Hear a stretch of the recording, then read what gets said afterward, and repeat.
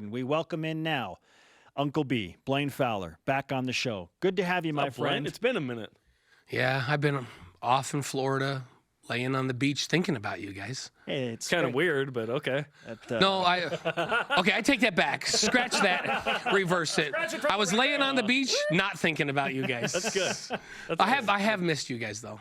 Well, it's great to have you back. You look crazy tan. You look rested. There's something about tan. Florida and the white sand on the Gulf Coast and the sun down there. Like I never get brown like this in Utah. It's just like you go down there and there's something about Florida. I love you it. fake big, but it's good to know it's legit. No, we took the whole family to Florida. This is the one downtime of the year we have is right now. Got to take advantage. use it. All right, a tanned and well-rested dual-threat analyst, Blaine Fowler, with us on BYU Sports Nation.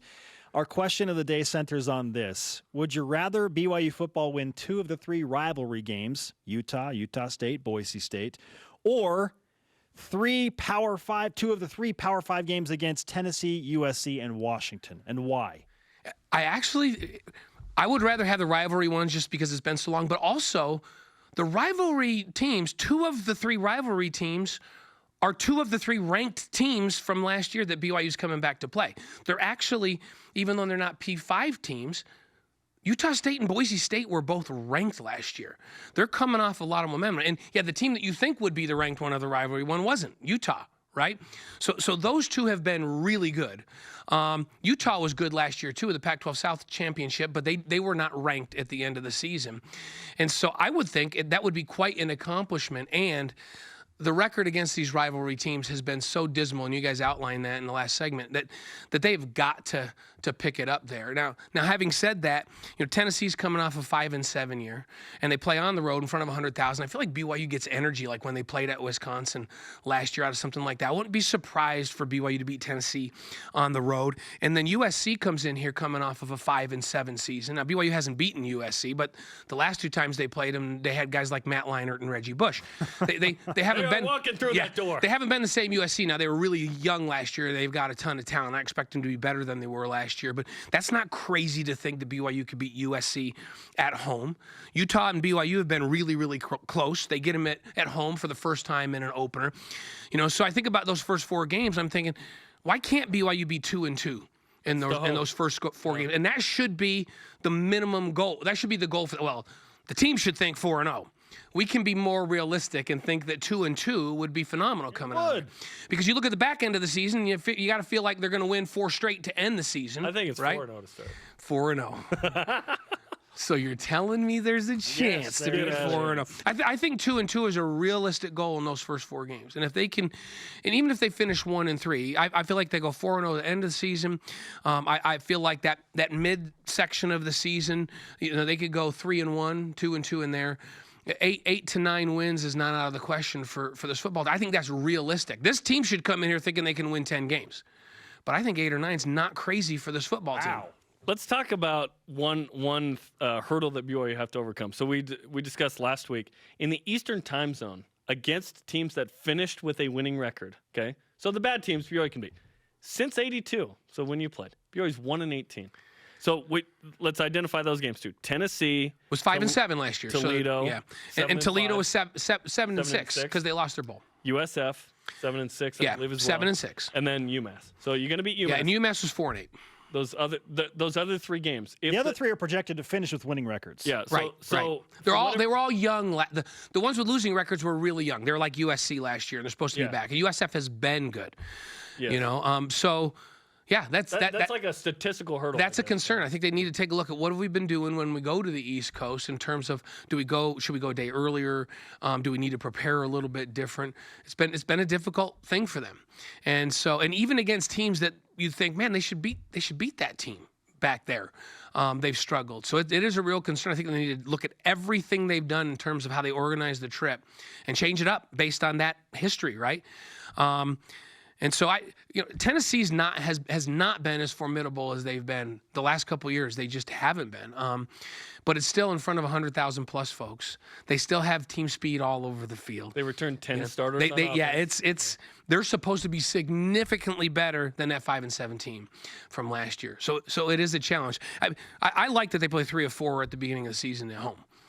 Even though these are pretty awesome. Even though these are really good teams that are coming in here. Utah, very good. USC, going to be better than they've been, even though they have a winning record last year. And then Washington's coming off a 10-4 season. They lose some talent. Washington, that secondary of Washington's, when I was up on the field up there last year, that's the best secondary I've watched with my own eyes on them on the sideline in like 10 years in college football. Oh, they had at least 2 draft picks out of the 2 4. high draft picks. Yeah. High draft picks, including a first rounder.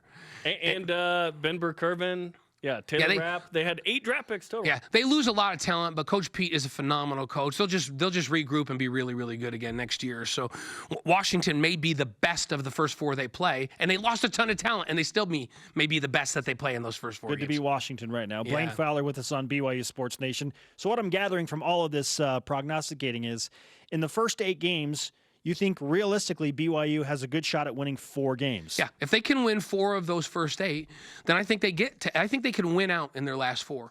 And then I think anything they do above that is unexpected and overachieving a little bit. So they get 5 and they get to 9 wins. They get 6. The team should be thinking, Win every game. We win every game, right? That's if you don't, then why are you playing, right? We win every game with what we got coming back.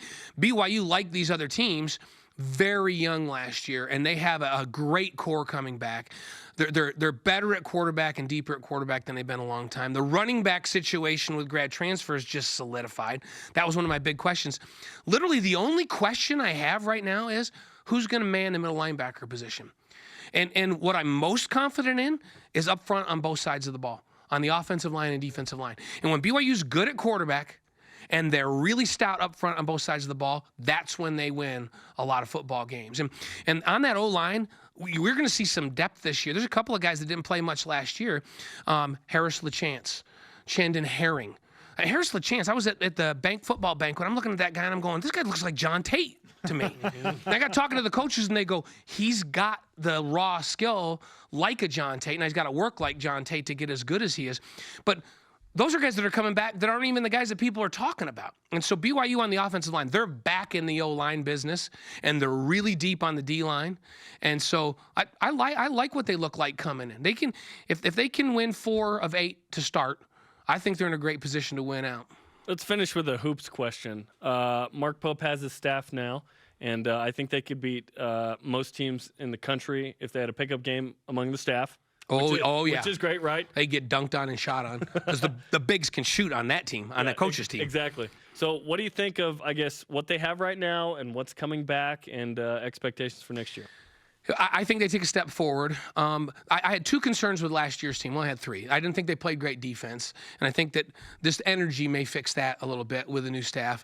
I really was concerned with consistent shooting from the outside. Every other coach that we did, opponent coach that we talked to and shoot around would say, man, we just can't stay in front of TJ Haas.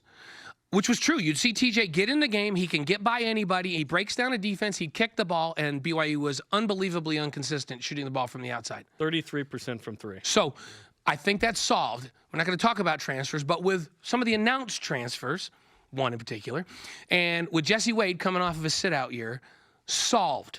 That problem solved. Believe me, it's solved.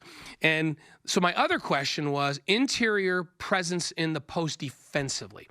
Big physical people inside that can defend against teams like St. Mary's and Gonzaga. I still have that question mark. I'm very interested to see what this staff does. They play more zone next year. What are they going to do? Gavin Baxter's a great offensive player, but he's more of a stretch forward than a big pounder inside. He's an rebounder. Right. He can go after and get some stuff, but when you got to go play against the 6'10" or 7-foot force, or a couple of them like Gonzaga throws at you every year, how is BYU going to be on the interior defending against big teams? That's the only question I have left coming in. I still think they take a step forward. I think it's going to be a much better shooting basketball team. Get a couple additions, and I love the energy that this staff has brought already. So I think they're going to play defense with more energy, and that'll make a difference. Okay, let's qualify a step forward. Is that 20 wins and an NIT berth?